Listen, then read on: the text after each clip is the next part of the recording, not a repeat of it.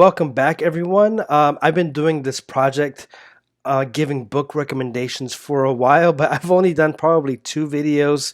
I get very busy, and to be honest, it's very scary for me to just record myself and to talk. But the more I read books and the more I see the testimonies of so many victims of violence, I feel that I have to keep going. And even though I record myself and I get nervous and then I delete and then I re-record and I get nervous and I delete, what keeps me going is just knowing that there are other people out there who have gone through so many bad things and yet they're still courageous. And so I want to go back to that project, which I started a few months ago, and that was to give book recommendations. It's scary because, I'm not a fast reader. I really have to push myself and sometimes, read a paragraph twice.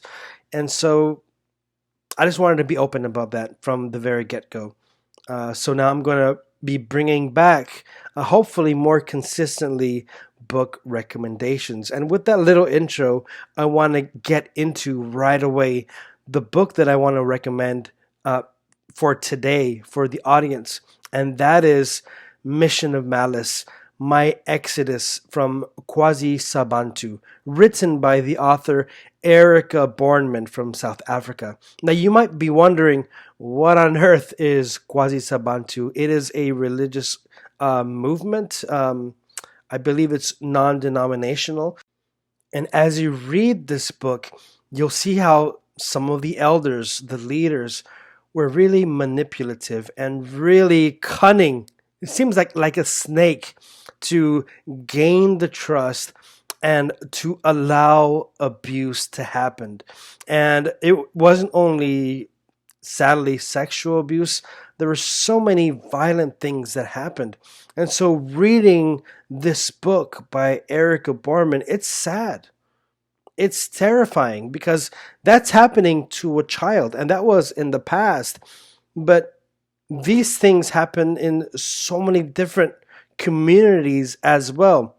Nonetheless, I believe it's important that those sins, those atrocities, those crimes that happened in the past, that there has to be some sort of justice.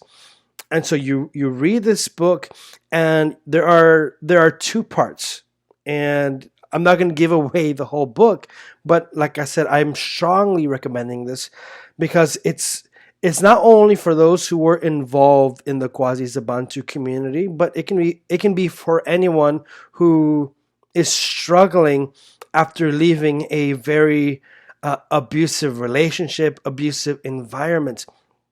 So the first part is about the life inside the community. And then the second part of this book shares Erica's story trying to take back her life, trying to live a normal lifestyle, trying to understand what the hell is normal. And so I wanted to share a link for this book and the details, and also I wanted to share a clip from my interview with Erika Borman, where she shares about the terrible things that happened in that community. They really teach you early to just divorce yourself from your own humanity. And so, how the beatings would typically work is it would involve usually three adult men. The child would be lying down, face down on the floor. First, the child would have to pray and thank God for the punishment that she was about to receive.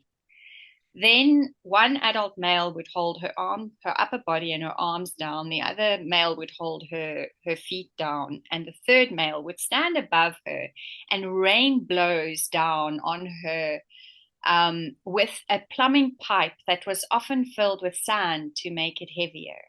And she had to lie still. If she squirmed too much, and the blow didn't land where the person intended it to land, then it wouldn't count. it's just so terrible what Erika had to share.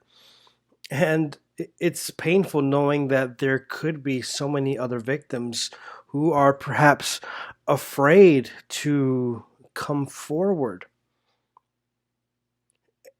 And sadly, that's the case many times because victims are the ones who get shamed. And the abusers, they get protected. And over, we hear that the victim is the one at fault. And then you hear about victims feeling guilty. And sadly, in many cases, you know, self-harm happens. So even though sharing these book recommendations is painful for me, it's painful because as you're reading these pages, you get to feel, or at least you're able to hopefully understand a bit of what the author is trying to convey. The author, Erika Bornman in this case, is conveying those emotions of pain, of how it felt being silenced or made to feel like it was her fault. But in the second part of this book, it shares her journey of trying to live life. And so please go check out the link that I'm going to leave in the details to purchase her book, share it with others. And also, I'll leave the link to my interview with Erika Borman so you can check that out. And please support her, support other survivors. And hopefully, this is my hope that if there are people still in the Quasi Sabantu movement, that those things in the past, um, that abuse doesn't happen again. And that there has to be some sort of ownership, transparency, because if there's no transparency, how can there be a guarantee that abuse is not going to happen again? If abusers aren't going to be punished, if they're going to be protected, then how are people going to trust? And sadly, even within Catholicism and other religious communities or cults, it's just it it's sickening how often, how frequent people are quick to protect the abuser and not the victim. So again, check out the links. And if you have any book recommendations that I should be looking into, please leave that in the comments below. And like I said, my hope is that the people in Quasi Sabantu, that they change, or that the people who are really stuck there can find their freedom. But that's it. So thank you very much, and have a good day. And don't forget, read Erika Borman's book.